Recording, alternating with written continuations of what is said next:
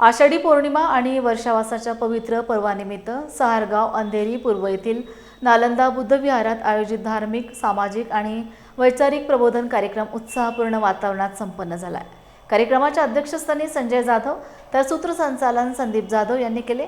बौद्धजन पंचायत समिती शाखा क्रमांक 160, आम्रपाली महिला मंडळ आणि सहार क्रीडा मंडळ यांच्या संयुक्त विद्यमाने 29 जुलै 2026 रोजी हा कार्यक्रम पार पडला. कार्यक्रमाची सुरुवात तथागत गौतम बुद्ध आणि विश्वरत्न डॉक्टर बाबासाहेब आंबेडकर यांच्या प्रतिमांना पुष्पहार अर्पण करून तसेच सामूहिक बुद्ध वंदनेने करण्यात आली.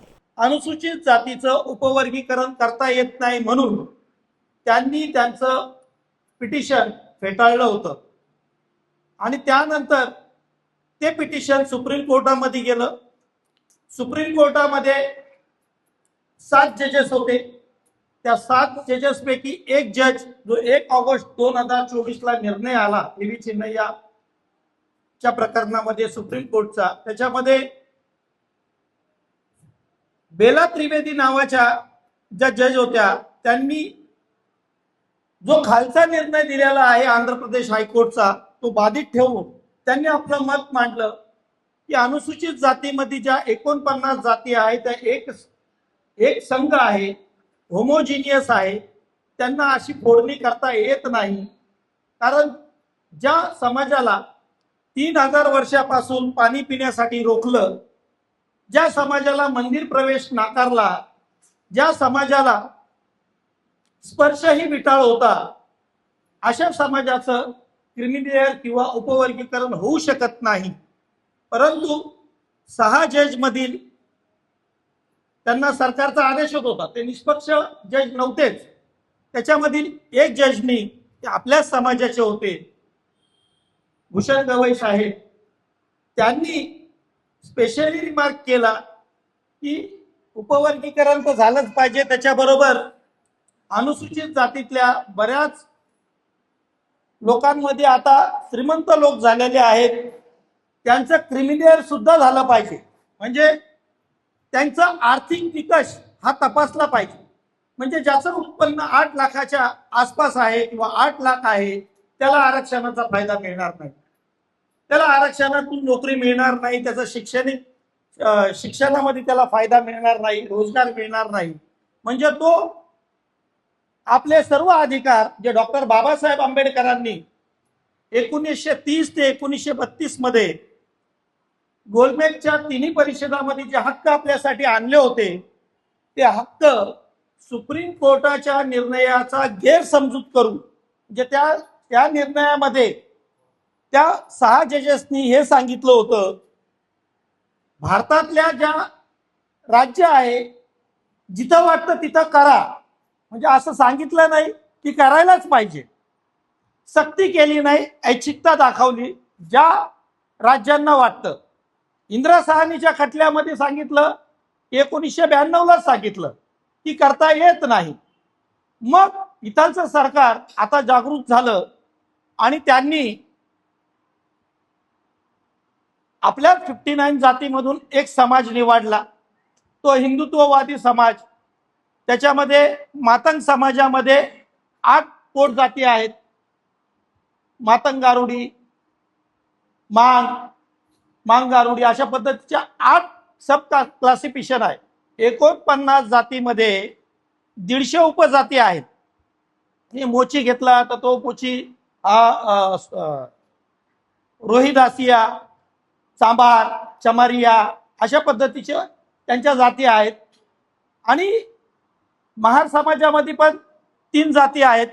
म्हणजे सब क्लासिफिकेशन जे आहेत 150 जाती आहेत आणि संपूर्ण भारतामध्ये 5700 जाती आहेत. हा जो 1930 मध्ये डॉक्टर बाबासाहेब आंबेडकरांनी पहिली गोलमेज परिषद घेतली होती, त्याच्यातून हे अधिकार आले होते आपल्याला. आणि पुन्हा पॅक्ट केल्यानंतर राजकीय आरक्षण, शैक्षणिक आरक्षण आणि नोकरीमधलं आरक्षण 1990 पासून नोकरीतलं आरक्षण बंद करून टाकलं, नोकऱ्या बंद केल्या. प्रमोशनसाठी अनेक पिटिशन मुंबई उच्च न्यायालयामध्ये, सुप्रीम कोर्टामध्ये पेंडिंग आहेत. आणि ह्या सुप्रीम न्यायालयीन पेंडिंग असल्या कारणामुळे सरकार निर्णय घेत नाही. आणि आपले शिकले सवरलेले पोरं सुद्धा झाडूचंच काम करतात. हे फार मोठं दुर्दैव आहे आपलं. आणि आपण ज्या लोकांना निवडून दिलेलं आहे ते लोक आपले विषय, हे महत्वाचे विषय यांनी कधी मांडलेच नाही. आपण मातंग समाजाने त्यांना ज्या वेळेस आमदार बनवलं, त्यांचे खासदार झाले, त्यांचे विधान परिषदेवर लोक गेले, त्यांनी 1984ला आपली जी 59 जातीची बार्टी आहे, डॉक्टर बाबासाहेब आंबेडकर संशोधन केंद्र, या केंद्राला त्याच्यातच एक फोडणी करून दुसरं केंद्र बनवलं, आरटी, अण्णाभाऊ साठे विकास संशोधक विकास महामंडळ, आरटी स्थापन केली. बौद्ध समाजातल्या व 59 जातीतल्या एकाही समाजाने आरटीला कधीच विरोध केला नाही. चला, एखाद्याचं शैक्षणिक करिअर वाढत असेल, आपला लहान भाऊ आहे मातंग समाज, आणि अनेक वेळा डॉक्टर बाबासाहेब आंबेडकरांनी मातंग समाजा मुख्य प्रवाहात यावा म्हणून 11 परिषदा घेतल्या, आणि परंतु मातंग समाजाने एकच मार्ग निवडला, हिंदुत्वाचा, आणि त्यामुळे त्यांची अधोगती होत गेली. तुम्ही बघता आपल्या घरामध्ये एखादा गुबुवाला येईल, स्वतःला कोडे मारून घेताना येईल, भिक्षा मागल. आपण त्यांना किती समजावण्याचा प्रयत्न करा, बाबासाहेबांनी आपल्याला शिक्षणाची कास धरलेली आहे, तुम्ही शिक्षण घ्या, शिका, संघटित व्हा, संघर्ष करा. हा फक्त बाबासाहेबांनी बौद्ध धर्मासाठी हा मंत्र दिला नसून भारतामधील सर्व लोकांसाठी हा मंत्र दिलेला आहे. आपल्याला शिकायला पाहिजे, संघटित झाला पाहिजे आणि वैचारिक संघर्ष करायला पाहिजे. परंतु मातंग समाजाने हिंदुत्वाची कास पकडली आणि त्यांनी सत्तेतल्या नेत्यांकडे आपल्या वेगळी चूल मांडण्याचा प्रयत्न केला या उपवर्गीकरणाच्या नावाखाली. बंधू हो, त्यांनी वस्ताद लहूजी साळवे 2008ला ज्यावेळेस जनगणना झाली, त्यांनी त्यांचं जसं आयोग निर्माण केलं.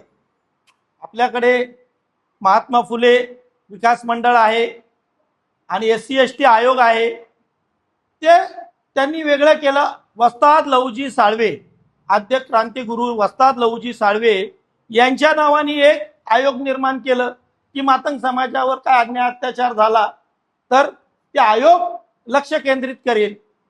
आणि हे सुरू असताना हळूच 1 ऑगस्ट 2024ला जो सुप्रीम कोर्टाचा निर्णय आला, त्याच्यातून यांनी ही उपवर्गीकरणाची मागणी पुढे केली.